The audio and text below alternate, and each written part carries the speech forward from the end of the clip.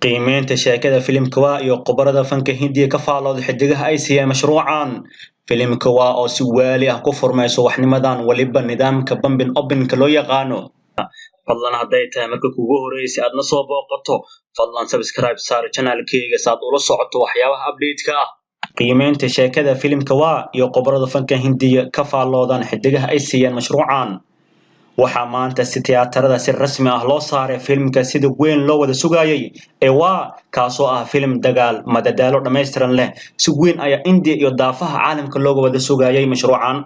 jalayaasha filimkan waxaa ah Hrithik Roshan, Tiger Sharif, Vaani Kapoor waa hogaamiyaasha filimka halka xidiga kale doorar muhiim ah ay ku leeyihiin. waxaana director ka ah filimkan Siddharth Ananda halka Aditya Chopra ee leh shirkadda Yash Raj Films uu maalgeliye ka yahay. khubarada ka hadla arrimaha Bollywood-ka iyo aflaamta waxay filimkan ku qiimeeyeen inuu yahay mashruuc madadaalo dhameystiran leh dadkana soo jeedan doona sida awgeed waxay siiyeen 3 xidig. ogow filimkan waxa lagu qiimeeyaa 5 xidig sidaas darteed filimkan waa wuxuu helay 3 xidig taasi oo ka dhigan in sheekadiisa wanaagsan tahay. soo dhaweyn ka helay website-yada India ugu waaweyn oo isku waafaqeen 3 xidig la siiyay filimkan. arrimaha xiisaha leh ayaa ah in daawadayaasha marnaba dhigta u raaricinin kuwa ka faalooda aflaamta qof walbana tikidkiisa ayuu jartay wuxuuna u ambabaxay subaxnimadan inuu daawado filimka waa kaasoo ah dagaal dhexmari doona Hrithik Roshan iyo Tiger Sharif.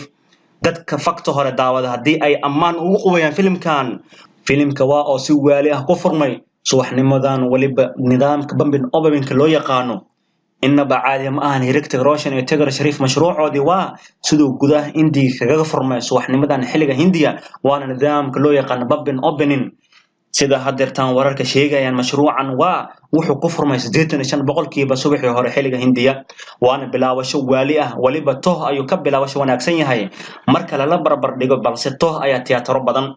sida uu ku furmay marka laga qiyaas qaato waxay ka dhigan tahay inuu maanta ka talaabsan doono 40 karoor hubal ahaan inkastoo xilli hore ay tahay oo aan lagu degdegi karin sababtoo ah waa maanta wax walba ka filo.